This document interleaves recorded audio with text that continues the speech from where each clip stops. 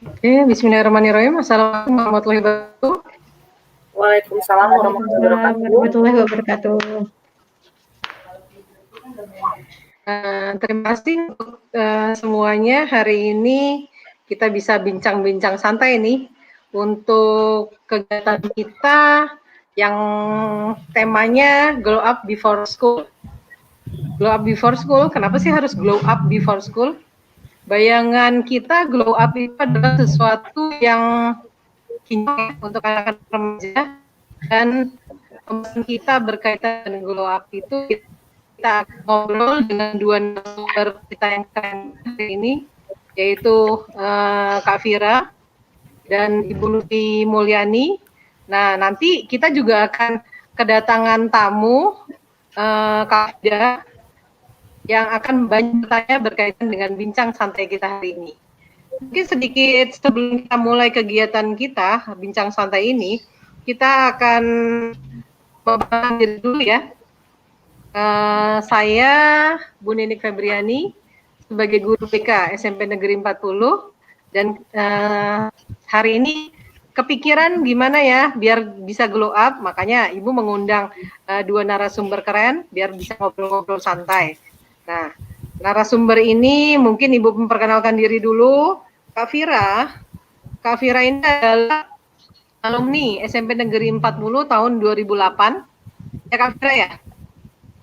Iya betul. Kemudian Kak Fira ini sudah menyelesaikan sarjana gizinya di Universitas Indonesia ya? Iya, Universitas sebentar ya, Indonesia Unggul. Oke. Untuk gizi ya, Fir ya. Nanti mungkin kita akan banyak belajar dari beberapa pengalaman dan hal-hal yang bisa Kak Fira bagikan pada kita. Kemudian narasumber kedua kita nanti kita akan dengar dari Ibu Lutfi, sarjana pendidikan dari Universitas Pendidikan Indonesia. Dulu namanya IKIP Bandung ya. Kalau sekarang Universitas padahal IKIP. Gitu ya, Fia? Nah, Bu Lutfi ini nanti akan bercerita banyak bagaimana kita tetap bugar. Kalau dengan Kak Fira nanti kita akan banyak mendapat masukan berkaitan dengan gizi, asupan gizi, biar kulitnya bisa kinclong untuk anak remaja. Sementara dari Bu Lutfi nanti kita akan dapat banyak cerita tentang biar tetap bugar, jadi nggak hanya rebahan di masa pandemi ini. Sementara nanti dari Kak Fida ini adalah alumni SMA 90 ya Kak Fida ya, baru tahun ini ya, lulus ya. Semoga lancar semua menuju cita-citanya. Nah Kak Fida nanti akan banyak bertanya pada dua narasumber kita ini. Oke? Kesempatan pertama mungkin saya akan bisakan kepada siapa duluan, Kak Fira atau Bu Lutfi? Silakan diberi kesempatan. Kesempatan pertama saya dulu yang akan bincang-bincang mengenai gizi.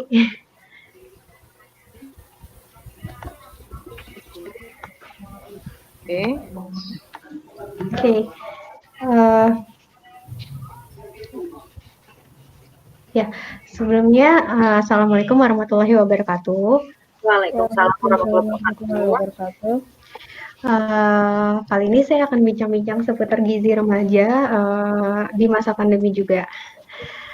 Nah, sebelumnya di sini ada pengertian remaja, di mana remaja itu menurut WHO merupakan penduduk yang berusia antara 10 sampai 19 tahun.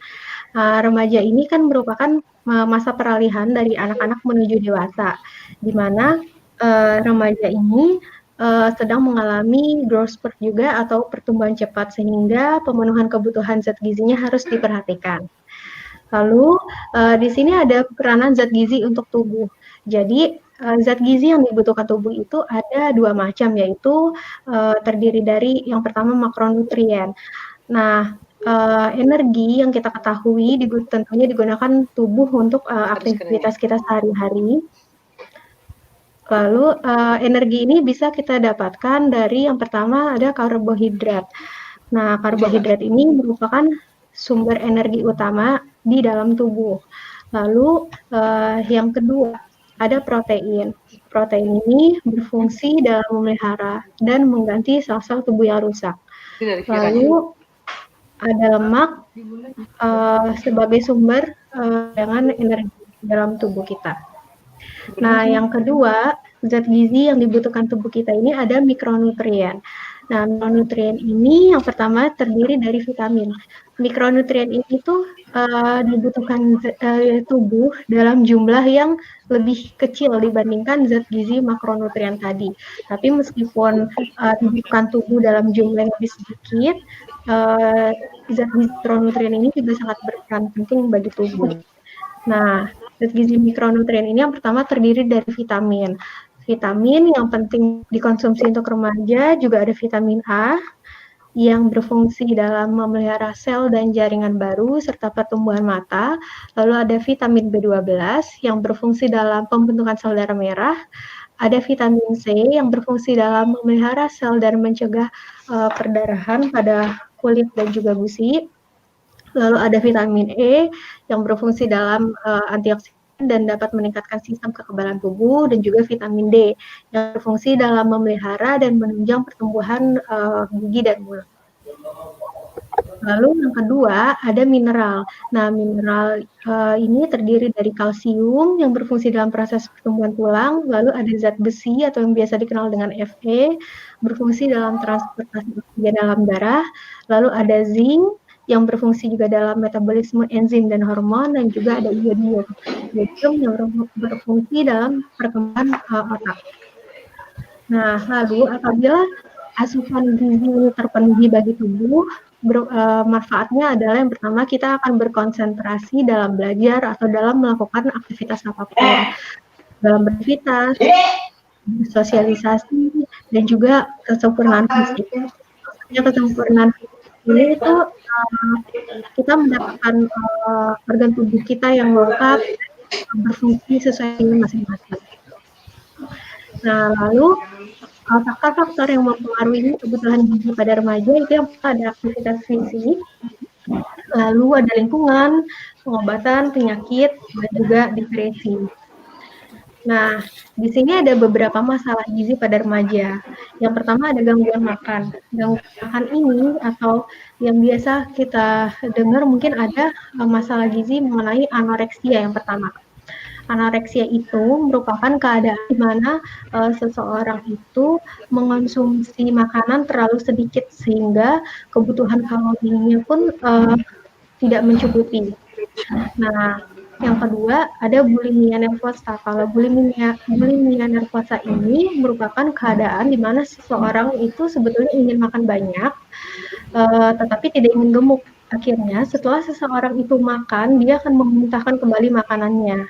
Nah, anoreksia dan bulimia nervosa ini merupakan kondisi di mana seseorang biasanya ingin mendapatkan tubuh yang ramping, sehingga tidak mau mengonsumsi makanan sesuai kebutuhannya.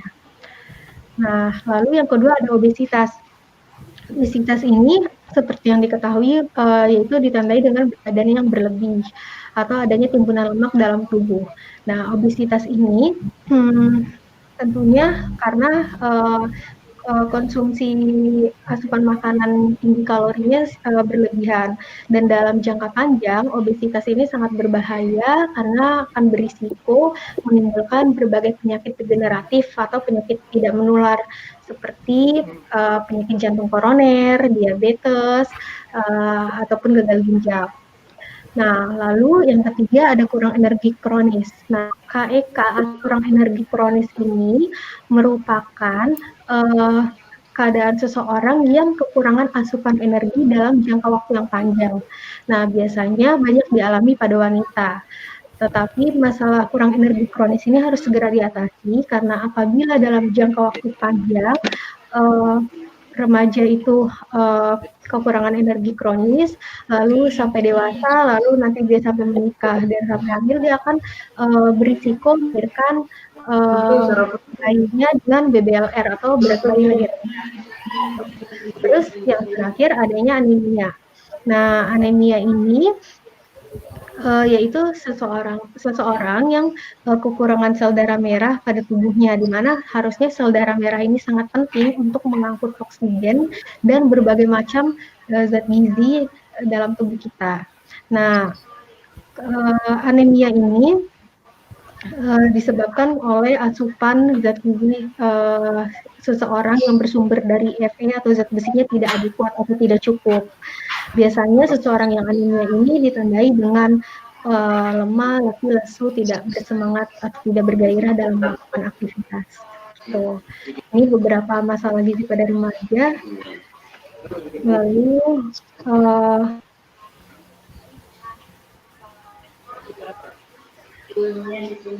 Lalu untuk masalah gizi seputar pada remaja sih segitu. Mungkin mau dilanjutkan dengan aktivitas fisik dulu. Oke, mungkin Bu Lufi bisa dilanjut. Tadi Kak Fira menjelaskan seputaran gizi. Silakan Kak Lufi. Bu Lufi. Terima kasih atas kesempatannya. Bismillahirrahmanirrahim. Assalamualaikum warahmatullahi wabarakatuh. Waalaikumsalam warahmatullahi wabarakatuh. Tadi kan Kak Fira sudah menjelaskan tentang beberapa faktor yang mempengaruhi kebutuhan gizi remaja ya. Nah, salah satunya ada di aktivitas fisik. Nah, makanya sekarang saya akan sedikit memberikan sedikit pengalaman saya tentang pengetahuan kebugaran jasmani. Coba saya share screen-nya.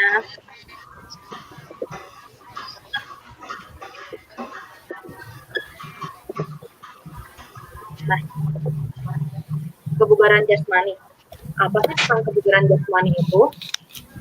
Kebugaran jasmani itu adalah kemampuan seseorang dalam melakukan aktivitas keseharian tanpa mengalami kelelahan yang berarti dan mempunyai cadangan sisa tenaga untuk melakukan aktivitas yang lainnya.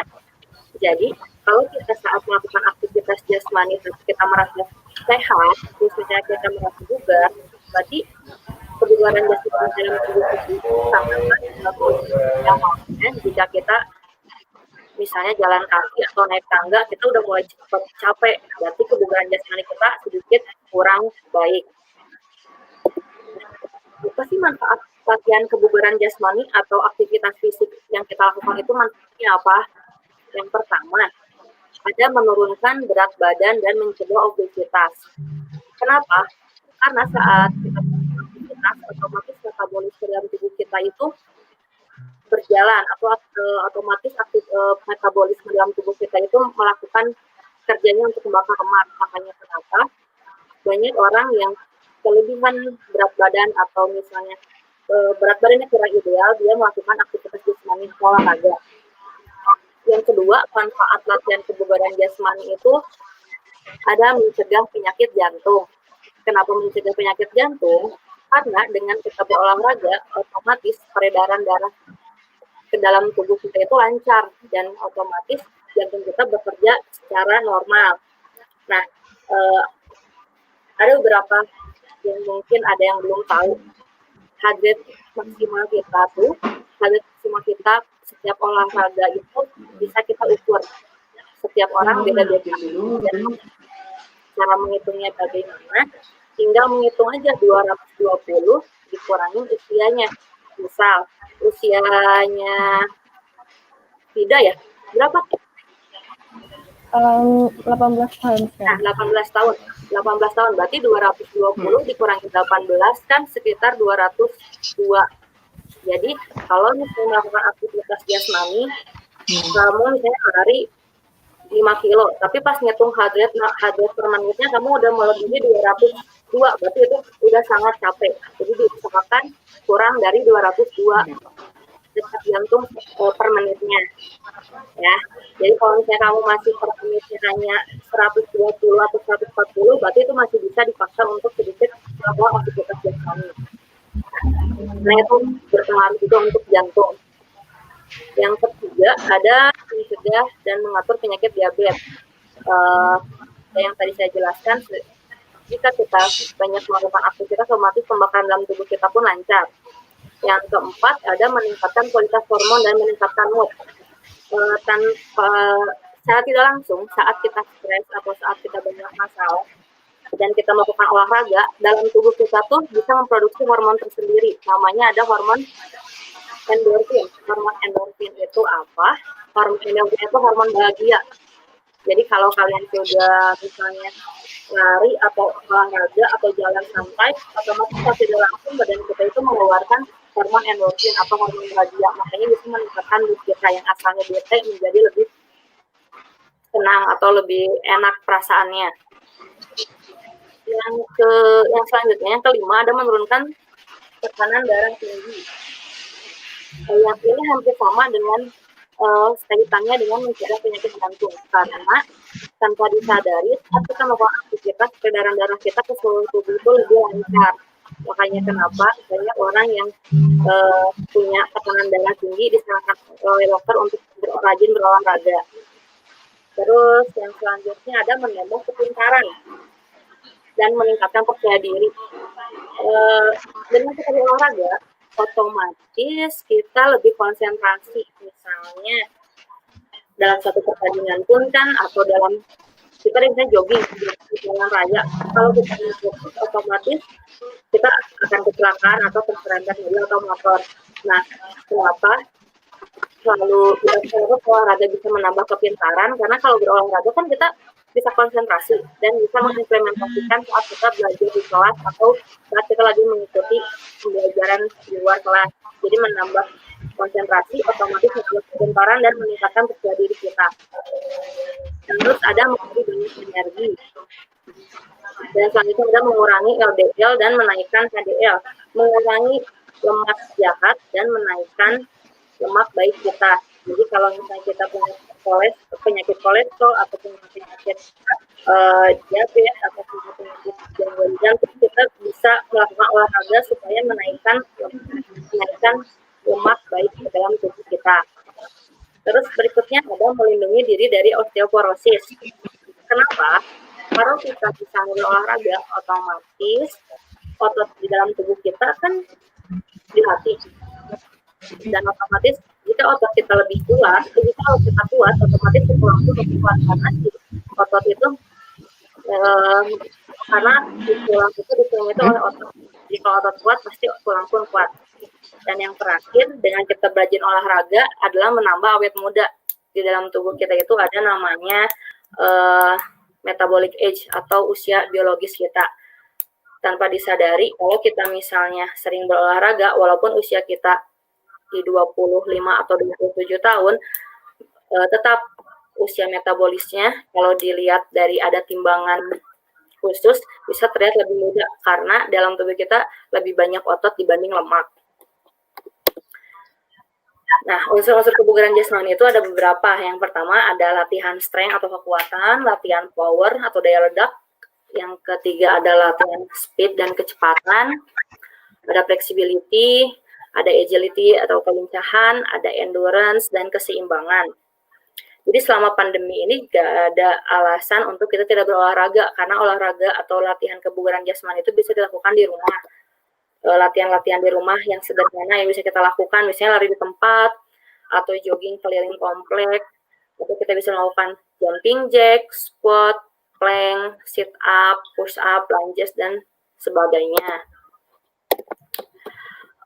Itu saja yang bisa disampaikan. Setelah itu bisa kita tanya jawab atau ada yang mau dipertanyakan.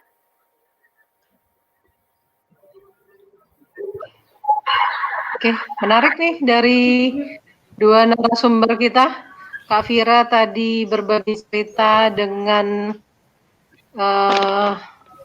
gizinya, bagaimana biar bisa glow.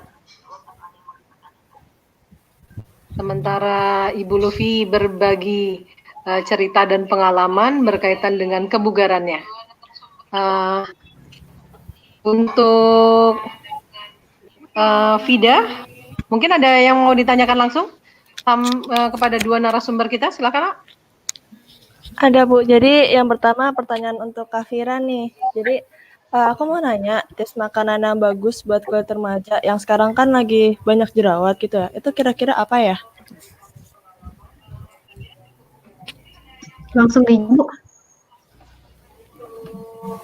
Oke, silakan. Iya.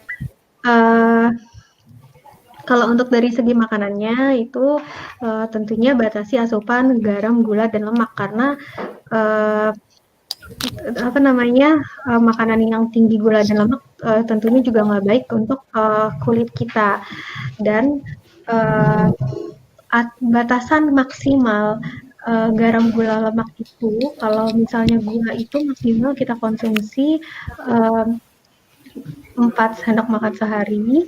Kalau misalnya kalau misalnya garam 1 sendok teh per hari dan lemak itu bisa kita konsumsi maksimal 5 SDM per hari. Nah, dalam artian kalau misalnya kita berlebihan dalam konsumsi gula itu tentunya juga nggak baik buat kulit kita. Lalu vitamin E, konsumsi asupan makanan yang bersumber dari vitamin E itu juga bagus untuk kulit. Nah, dan tentunya jaga kebersihan paling utama. Gitu, mungkin dari segi gizi. Vida sendiri ada keluhan apa, Vida?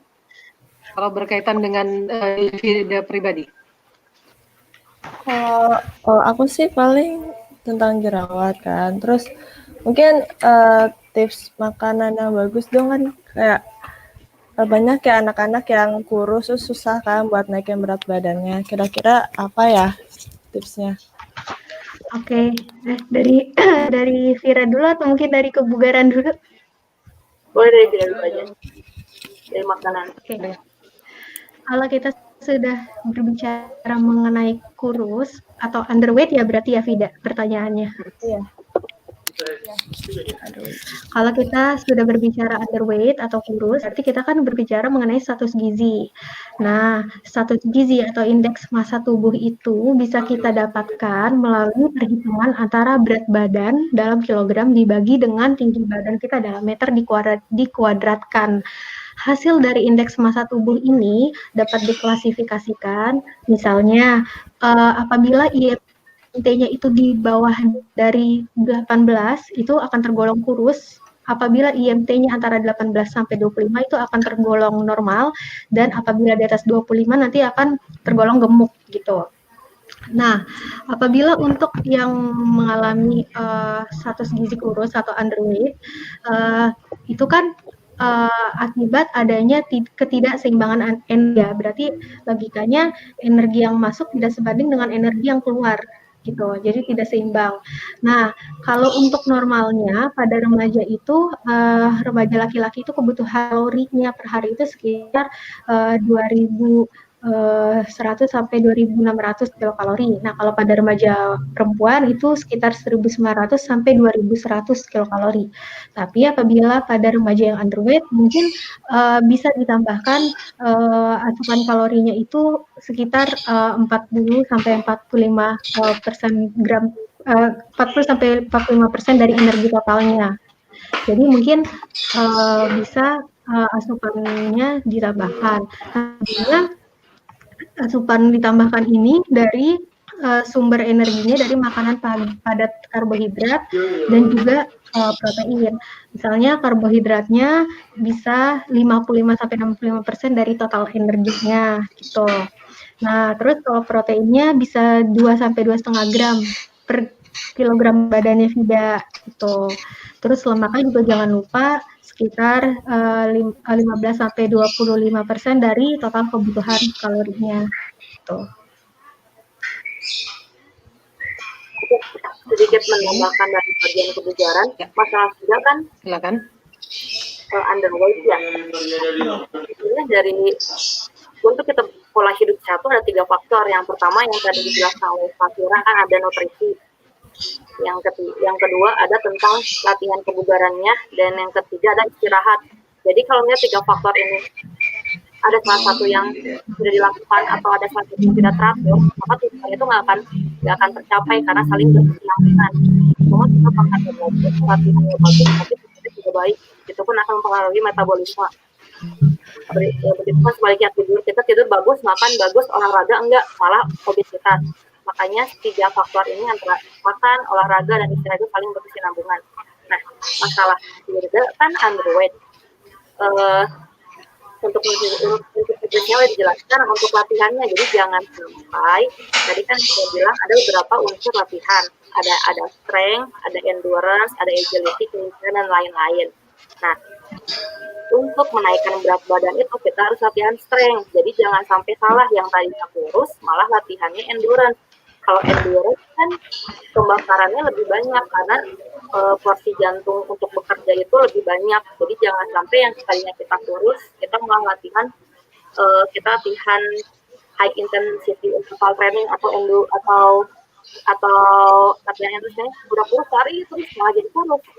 Jadi yang disarankan kalau misalnya badan kita kurang ideal karena kekurangan berat badan, kita latihannya strength. Latihan strength itu apa? Contoh kecilnya, latihan push up. Push up kan untuk latihan bahu ya. Kalau endurance push up-nya cepat, itu untuk ngecilin bahu. Tapi untuk meningkatkan massa otot, latihan strength itu push up itu pelan-pelan. Untuk meningkatkan massa otot. Sama halnya misalnya kita mau agak membesarkan bagian lower body, misalnya dari paha ke bawah. Kalau kita jogging terus, kita jogging sampai 10 km, itu nggak akan sangat kurus. Tapi yang disarankan untuk latihan lower body, kita mungkin latihan jongkok berdiri tapi pelan-pelan, turun pelan, naik pelan. Itu lebih meningkatkan, lebih gampang untuk meningkatkan massa otot kita. Karena latihan strength yang tadi saya bilang, intinya sudah nanti kalaupun mau olahraga jangan sampai salah membuat program latihan. Ya. Terus mau nanya lagi dong, tips menjaga kesehatan yang di saat pandemi kayak gini kan biasanya yang masih sekolah ya tugasnya banyak, terus kecampur juga sama tugas rumah. Kira-kira tips buat ngatur waktunya gitu gimana, sama tips menjaga makannya? Tidak, jadi di masa pandemi ini, apalagi pada remaja ya, yang tadi juga sedang mengalami pertumbuhan growth spurt gitu, pertumbuhan cepat, otomatis aktivitasnya sedang banyak dan asupan gizinya harus terpenuhi. Jadi di masa pandemi ini kita kan harus meningkatkan sistem kekebalan tubuh kita. Nah, kita harus mengonsumsi makanan itu berpedoman pada gizi seimbang. Jadi kalau dulu Vida dan teman-teman yang lain mungkin kita tahunya 4 sehat 5 sempurna, tapi kalau sekarang 4 sehat 5 sempurna itu sudah tidak ada lagi karena sudah digantikan dengan yang namanya pedoman gizi seimbang. Nah, dalam pedoman gizi seimbang ini perbedaannya dengan 4 sehat 5 sempurna, kalau misalnya 4 sehat 5 sempurna itu hanya menjelaskan seputar sumber atau jenis makanan yang harus dikonsumsi, plus ada susu sebagai penyempurna makanannya gitu. Kalau misalnya pada gizi seimbang itu merupakan susunan pangan sehari-hari dan dia itu lebih menjelaskan kepada porsinya, lalu lebih menjelaskan pada porsinya, lalu tidak mengunggulkan satu pun jenis makanan. Jadi semua makanan itu baik dikonsumsi. Kita dianjurkan untuk mengonsumsi beraneka ragam macam makanan gitu.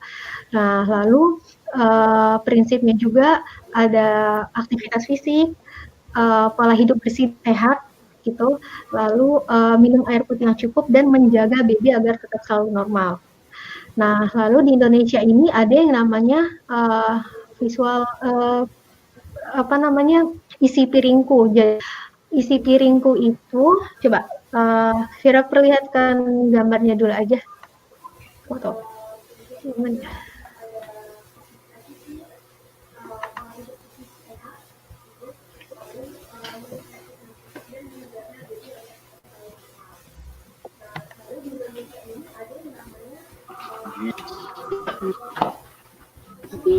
Kayaknya nggak terlihat ya, Bu. nggak terlihat ya? Atau ya kayaknya teknisnya jadi nggak bisa belum ke screen atau belum terlihat. Jadi Vida kalau cari nanti ada panduan dari Kemenkes juga, itu namanya isi makananku. Jadi isi makananku itu gambar berupa piring, itu merupakan panduan sajian makanan dalam kita sekali makan. Nah, di situ dijelaskan bahwa 50% dari piring kita itu terdiri dari makanan pokok dan lauk pauk, lalu 50% lagi terdiri dari sayuran dan buah-buahan. Nah, di mana makanan pokok ini harus lebih banyak daripada lauk pauk, dan setelah kita konsumsi dalam sekali makan itu juga harus lebih banyak daripada buah-buahan. Lalu jangan lupa juga diimbangi dengan minum air putih 8 gelas per hari, lalu aktivitas fisik yang cukup dan pola tidur yang cukup. Gitu. Kalau dari sisi gizinya itu. Saya sedikit menambahkan ya Bu, dari sisi kebugarannya untuk masa pandemi ini, seperti yang kita semua tahu, sekarang tuh lagi masa pandemi dan kita harus menjaga kesehatan dan menjaga imunitas tubuh kita. Oke, silakan. Sampai stres, karena kalau misalnya Oke, Bu Lucy, silakan. Karena kalau sampai kita stres, pasti imunitas tubuh kita sedikit turun. Nah, yang awal-awal pas pandemi ada kan kita disarankan untuk berjemur pada pukul 9 sampai 10 pagi. Tapi karena sekarang siswa otomatis sedang melakukan PJJ, nggak mungkin dong kalian belajar sambil berjemur. Ya kan? Jadi yang sedikit saya sarankan, yang penting jangan sampai udah tahu PJJ kan kita pasti di depan laptop atau di depan meja untuk belajar. Setidaknya saat sore hari atau setiap hari itu pasti kan harus bergerak, entah itu pasti kan melakukan pekerjaan rumah, membantu orang tua.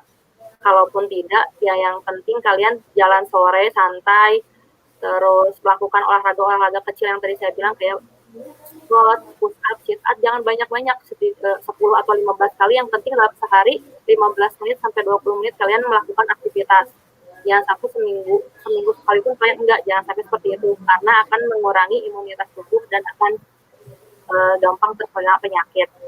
Ya, betul tadi kata Kak Vira, jangan lupa banyak minum air putih dan jaga kebersihan. Istirahat harus cukup. Harus pintar-pintar bagi waktu sih, kalau pagi atau siang nggak bisa, pasti sore 20 menit kalian pasti punya waktu. Terus sekarang mau tanya tentang masalah remaja lagi nih. Kan kadang ada ini kan anak-anak remaja yang cewek terutama pas lagi mens atau sebelum mens perutnya suka kram tuh. Kalau misalnya di sisi olahraga, apakah kita nggak usah olahraga dulu sampai rasa sakitnya hilang, atau ada olahraga yang cocok gitu lah, jadi nggak terlalu berat.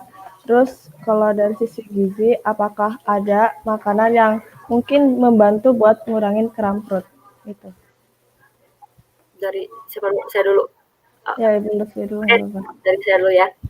Iya, sebetulnya setiap remaja, apalagi saya pun ngajar di sekolah, banyak siswa yang mengeluh, Bu, saya lagi mens, Bu, saya lagi berhalangan, saya tidak bisa beraktivitas. Setiap orang tuh sebetulnya beda-beda kekuatan tubuhnya. Ada orang yang dia mens, tapi malah saat dia diam, malah dia makin sakit. Ada juga yang saat datang bulan dia tidak bisa melakukan aktivitas fisik sama sekali. Nah, yang saya sarankan, kan kalau misalnya mens otomatis si rahim itu mengembang, ada disarankan hanya boleh stretching saja, soalnya saat si rahim mengembang dan kita hanya diam, takutnya malah makin bermasalah, malah makin keras. Makanya boleh melakukan stretching ringan yang tidak banyak menggunakan otot perut yang bekerjanya, misalnya hanya stretching kaki atau stretching tangan biar tidak terlalu kaku.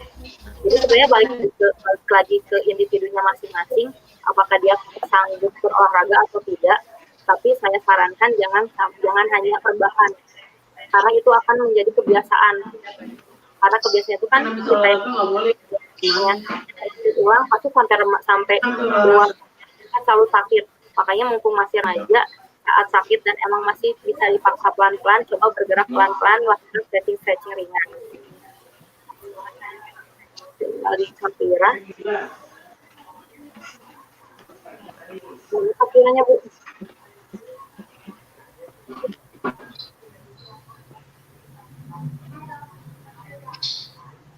Mana Vida?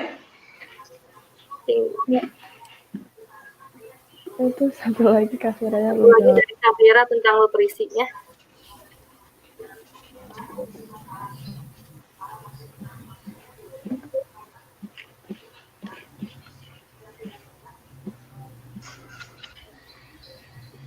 Mana Vida?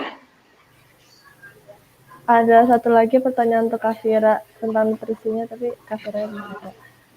Atau bisa saya tanyakan satu pertanyaan lagi untuk Ibu Lutfi. Contoh latihan buat menstabilkan hormon remaja itu apa ya? Soalnya kan kalau remaja tuh kan hormonnya banyak yang bergejolak kayak gitu. Kira-kira yang contoh olahraga yang baik kira-kira apa ya? Sebetulnya untuk masalah hormon yang menggejolak sebenarnya itu sama aja. Lebih kayak mungkin kalau misalnya remaja itu pasti pertama di sekolah kan pasti banyak tugas dan agak membuat stres. Nah, makanya tadi kenapa saya bilang dengan berolahraga badan kita itu akan mengkonsumsi hormon bahagia kita yang namanya hormon endorfin yang lebih disarankan daripada misalnya kita hanya olahraga di rumah. Karena itu akan membuat bosan juga ketemu itu lagi. Jadi disarankan misalnya sore jalan ke taman bisa jogging, kan sekalian cuci mata ya. Tapi di masa pandemi jangan sampai lupa protokol kesehatannya tetap dilaksanakan. Misalnya memakai masker, misalnya jogging sore ke taman, setelah itu melakukan biasanya suka ada komunitas-komunitas di situ yang menambah teman kita, menambah pergaulan kita ke arah yang lebih positif. Lebih ke situnya sih, karena olahraga itu ternyata menyenangkan, bukan hanya sekedar berkeringat, tapi akan membuat kita lebih bahagia lagi. Dan hormon-hormon yang tadinya bergejolak dan hormon-hormon membuat kita stres itu akan sedikit mengurang. Oke, terima kasih. Ya, sama-sama tidak. Itu aja sih Bu pertanyaannya dari saya. Moga puas ya Vida ya dengan jawaban dari Kak Fira dan Ibu Lufi. Ini Kak Firanya mungkin lagi gangguan ya. Coba Ibu undang lagi ya. Ini sambil tunggu Kak Fira join lagi. Tadi kan beberapa dari Bu Lufi ya ini ya, berarti Ibu nanya nih. Tadi memang sih pembahasan kita kan berkaitan dengan remaja ya, anak sekolah. Nah, kalau untuk yang sudah dewasa gimana Vi? Ada perbedaan nggak berkaitan dengan olahraganya, kebugarannya? Oke, selamat. Oke, sebetulnya hampir sama entah itu remaja atau dewasa, cuman ya sedikit perbedaannya. Jika remaja itu metabolismenya masih sedikit lebih kuat atau bagus dibanding yang lebih dewasa, dan halangannya pun sebetulnya dewasa lebih banyak. Untuk latihannya hampir sama, tapi kalau dewasa itu otomatis istirahatnya pasti kurang, otomatis metabolisme lebih turun. Beda halnya sama remaja. Terus kesibukannya pun pokoknya lebih banyak gangguannya. Otomatis saat kita dewasa tingkat obesitas itu lebih banyak dibanding saat kita remaja. Karena remaja itu masih banyak aktivitas. Jadi sebenarnya sedikit remaja-remaja yang obesitas, apalagi remaja tersebut lebih sering beraktivitas di luar. Itu sih Bu, hampir sama sih sebetulnya antara latihan kebugaran jasmani remaja atau dewasa sedikitnya sama. Oke. Berarti mungkin intensitas latihannya yang agak berbeda ya?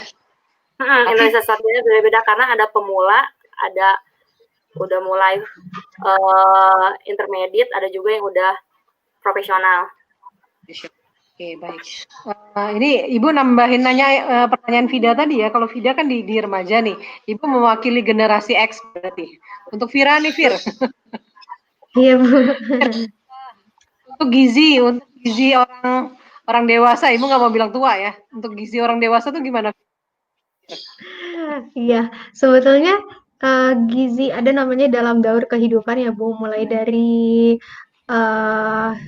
ibu hamil, lalu anak balita, anak sekolah, remaja, dewasa, sampai lanjut usia gitu ya. Nah itu sebenarnya semuanya berpatokan pada gizi seimbang gitu.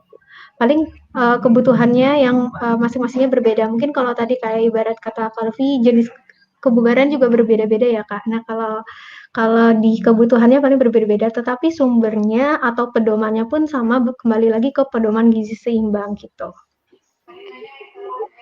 Oke. Dan panduan makannya pun juga sama, mengikuti isi piring makanku, yaitu panduan sajian sekali makan. Berarti kalau di gizi sendiri itu nggak boleh ada tambah-tambah ya, Fir ya? Tambah gimana Bu maksudnya? Nambah makan gitu. Oh gitu. Kalau tambah makan sebetulnya nih, apalagi ada orang yang bilang takut makan malam gitu kan, takutnya gemuk gitu. Sebetulnya tuh makan malam itu tidak membuat gemuk. Makan malamnya sendiri sebenarnya tidak membuat gemuk. Asalkan asupan kalori per harinya itu masih di batas sesuai kebutuhan gitu. Jadi misalnya per hari seseorang itu asupan kalorinya itu misalnya 1.900. Nah, mungkin bisa dibagi seperti biasanya kan 3 kali makan pagi, siang, malam. Dan mungkin 2 kali cemilan gitu. 2 kali nyemil gitu.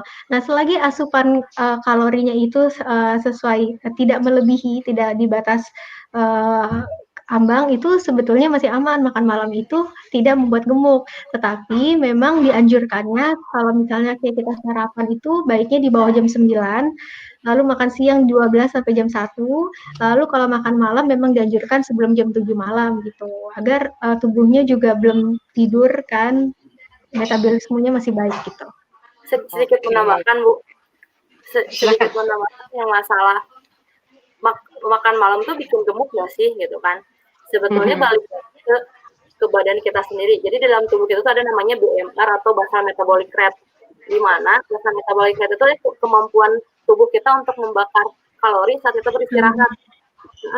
Jadi kalau misalnya kita rajin olahraga, otomatis basal metabolic rate-nya itu tuh lebih tinggi.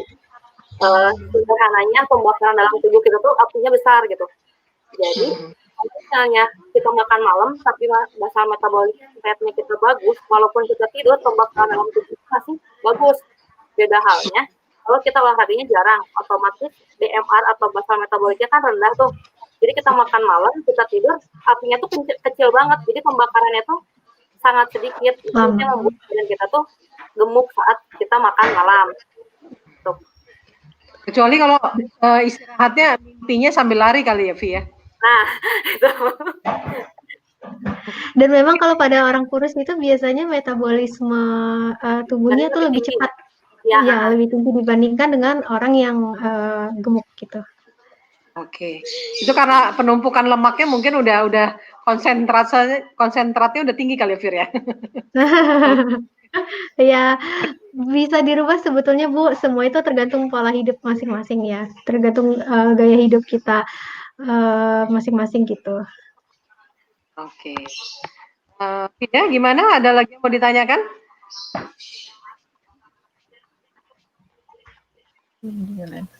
Paling dari buat Kak Fira nih mau nanya, kan mahasiswa kan ada yang kos jauh gitu ada kan, yang apa? Tidak, sorry. Kan ada beberapa mahasiswa yang mesti ngekos jauh kan dari rumah, terus mesti ngatur uang gitu. Nah, terus kan kadang ada bahan makanan yang mahal kayak gitu-gitu ya. Tips buat ganti makanannya itu apa? Misalnya kayak daging kayak gitu-gitu kan kadang mahal gitu. Buat kira-kira apa ya? Nah, ini konsepnya adalah gizi seimbang itu tidak harus didapatkan dari sumber makanan yang mahal. Justru banyak sekali sumber-sumber makanan yang baik itu justru harganya murah-murah kok gitu. Misalnya tidak perlu kita konsumsi daging, tapi dari sumber protein hewani lainnya seperti ikan, daging ayam gitu. Kalau mau lebih sehat ya daging ayam tanpa kulit gitu, itu bisa kita dapatkan. Lalu sumber protein nabati seperti tahu tempe gitu. Makanya pada pedoman gizi seimbang itu kita dianjurkan untuk konsumsi beraneka ragam makanan. Dalam artian tidak ada satupun sumber makanan yang paling baik itu nggak ada. Atau satupun sumber makanan yang paling buruk itu nggak ada. Semuanya itu berimbang gitu. Jadi bisa kita siasati misalnya anak kosan nih, misalnya kita pagi beli nasi gitu kan. Nasi uduk mungkin yang ada yang ada bihunnya, yang ada tempenya, yang ada tahunya, yang ada telur semurnya gitu kan. Tidak harus yang mahal-mahal ada dagingnya gitu. Lalu sayurannya mungkin bisa timun gitu. Atau misalnya lontong sayur. Seperti lontong sayur kan juga suka ada isi tahu, telurnya tuh. Tapi labunya pun juga dimakan. Jadi bukan berarti lontong dan kuahnya aja gitu. Soalnya kadang banyak juga ya teman-teman di luar sana tuh yang kayak mereka bilang mereka makan sayur, tetapi ternyata makan sayurnya itu hanya kuahnya aja kayak gitu. Padahal yang dikatakan makan sayur itu memang satu penukar porsi sayur, dalam artian beratnya kurang lebih 100 gram. 100 gram yang di semangkuk kecil gitu. Nah, itu emang bener-bener sayur isinya dimakan, bukan hanya kuahnya aja gitu. Jadi mau Dan nanti boleh nanya nggak sih ke Vira? Ya, Kak. Kok jadi konsul jadi kita yang diskusi. Nggak ada yang saya sempat mendengar, saya sempat membaca sedikit. Betul nggak sih kalau kita mau mengkonsumsi makan itu ada ukurannya yang lebih simpel. Misalnya 1 genggam itu karbohidrat atau nasi. 1 telapak ini itu protein. Proteinnya boleh apa aja. Dan lemak itu hanya boleh sedikit aja 1 jempol. Tapi untuk sayuran yang tadi Sekira bilang 100 gram ya, atau sekitar 4 segini. Ukurannya sebenarnya lebih gampang pakai tangan. Itu ada nggak sih teori kayak gitu? Atau Iya sih, mungkin itu hanya sekedar gambaran ya Kak. Misalnya konsumsi tadi kembali lagi yang di sajian piring makanku itu kan, itu ada misalnya sumber makanan pokok, lauk pauk, sayuran dan buah gitu. Nah kalau misalnya si makanan, misalnya kita makan nasi, 1 porsi nasi gitu, 1 porsi nasi itu ya kita dapatkan itu pasti kurang lebihnya misalnya satu berapa sih namanya tuh kayak 4 centong gitu loh. Nah, terus protein itu misalnya penukarnya misalnya sekali makan kita 2 potong tempe sekali makan kayak gitu. Atau misalnya 1 potong daging ayam berukuran sedang kayak gitu. Lalu sayur yang tadi seperti segelas gimana ya sebutannya segelas sayuran gitu loh, kurang lebih beratnya 100 gram gitu.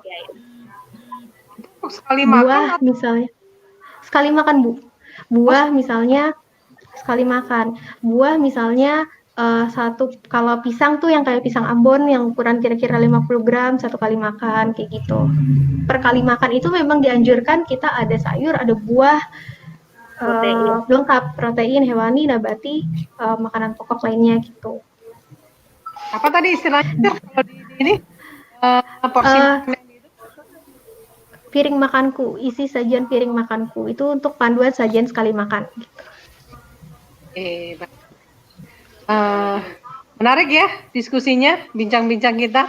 Dapat kebugarannya dari Bu Luffy, dapat gizinya dari Kak Vira, kemudian Vida mudah-mudahan dengan santai ini jadi termotivasi untuk mengatasi beberapa kesulitan yang dihadapi ya Vida ya. Iya, Bu. Sambil ini kan Vida juga mungkin karena ini udah mau kuliah lagi ya, udah mau kuliah. Mau jadi anak kos. Mau jadi anak kos kali ya. Jadi anak kos jadi udah ada bayangan kira-kira nanti kalau kos pola makannya seperti apa sehingga asupan gizinya tetap terpenuhi, kemudian tetap bisa menjaga kebugarannya. Jadi nggak hanya rebahan aja, tapi bisa tetap grow up. Gitu ya Vida ya. Iya. Baik, ini kita masih ada waktu nih, mungkin masih bisa ngobrol-ngobrol sedikit ya.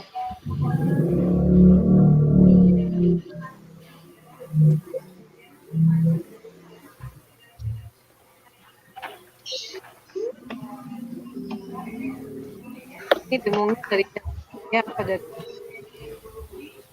Nah, berkaitan dengan tema kita hari ini, gizi dan kebugaran, sebenarnya ada beberapa hal yang bisa kita bahas berkaitan dengan ketika anak-anak remaja itu bugar, kemudian dengan proporsi tubuh yang baik, yang sempurna ya, sehingga itu juga sedikit banyak menghindari dia dapat cercaan body shaming.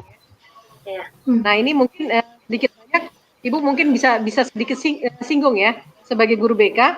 Kadang-kala yang terjadi pada anak remaja itu adalah seringkali tidak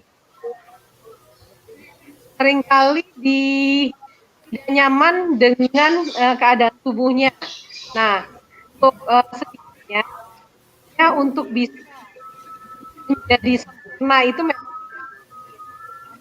tidak, kita harus mencintai diri kita, mencintai apa yang ada di dalam diri kita. Kemudian ketika kita mencintai apa yang ada dalam diri kita juga harus bisa menjaganya dengan baik. Salah satunya ya seperti tadi Kak Fira sampaikan adalah ya kalau dari yang disampaikan oleh Bu Lufi bilang adalah menjaga kebugaran tubuh, sehingga ketika kita sudah mencintai diri kita, mencintai apa yang ada dalam diri kita, kemudian kita sedikit banyak jadi lebih percaya diri apabila asupan gizinya sudah cukup, kita sudah cukup bugar, ya ibaratnya apa tentang diri kita, saya mencintai diri saya dengan apapun adanya. Itu kira-kira seperti itu ya, mungkin bisa Ibu simpulkan dari bincang santai kita kali ini. Closingnya mungkin bisa dari Vira dulu atau dari Ibu Lufi, silahkan. Di Ibu Lufi dulu mungkin. Oke. Gantian. Closing untuk kali ini, tetap jaga kesehatan dan tetap jaga kebugaran jasmani, karena yang salah satu manfaat kebugaran jasmani adalah meningkatkan percaya diri kita. Jadi kalau kita udah percaya diri, mau gimana pun bentuk badan kita tetap harus bersyukur dan tetap bisa melakukan aktivitas dengan sempurna. Jadi, tetap semangat dan tetap jaga kesehatan. Oke. Makasih Bu Lufi. Oke, kalau untuk dari Vira, closingnya itu tetap penuhi asupan gizi makanan dengan berpedoman kepada gizi seimbang, yang visualnya juga digambarkan seperti isi piring makanku untuk sajian sekali makannya gitu. Lalu tetap jaga kebersihan, apalagi di masa pandemi seperti ini, jangan lupa sering-sering cuci tangannya di bawah air yang mengalir dan menggunakan sabun gitu agar kumannya juga mati. Lalu aktivitas fisik tadi seperti yang disampaikan Bu Lufi, terus pola tidur yang cukup, lalu kembali lagi kalau ke sumber makanan tidak harus mahal, yang penting seimbang, tidak berlebihan dan juga tidak kurang. Lalu kalau misalnya status gizi tetap diperhatikan, yang penting itu paling utama itu tujuannya sehat dulu. Jadi selebihnya badita itu seperti apa itu mengikuti ya. Yang penting tujuannya, yang penting kita harus sehat dulu gitu. Fida, silakan ada closing nanti Ibu yang akhir. Silakan Fida. Saya pengen mengucapkan terima kasih untuk Bu Nini, Bu Lufi, dan Bu Fira atas acaranya, dan semoga tadi jawaban-jawaban dari Bu Lufi dan Ibu Fira bisa membantu saya dan teman-teman sekalian. Itu aja sih Bu. Sama-sama Fida. Oke, semoga bermanfaat.